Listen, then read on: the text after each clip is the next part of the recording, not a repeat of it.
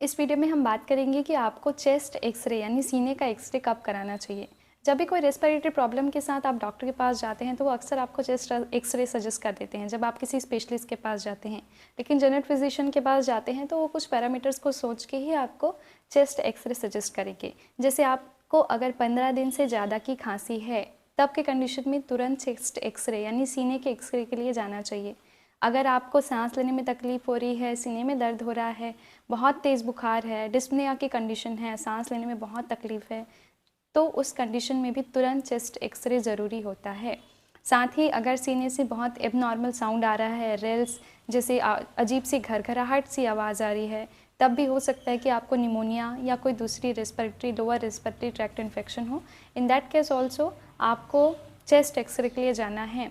अगर वज़न में बहुत तेज़ी से कमी आ रही है, हो सकता है कहीं आपको खांसी के साथ खून आ रहा हो यानी हीमोप्टाइसिस की कंडीशन है, जब आप खांसते हैं तो बलगम के साथ खून आता हो, तब की कंडीशन में भी चेस्ट एक्सरे बहुत ज़रूरी होता है। अगर एंटीबायोटिक आप 1 हफ्ते तक खा लिए फिर भी आपको खांसी से राहत नहीं मिल रही है, तब की कंडीशन में भी तुरंत चेस्ट एक्सरे कराना ज़रूरी है। HIV पॉजिटिव पेशेंट को अगर खांसी या बुखार होता है तो उस कंडीशन में भी तुरंत चेस्ट एक्सरे के लिए जाना ज़रूरी होता है। इस वीडियो में बस इतना ही। Thank you so much.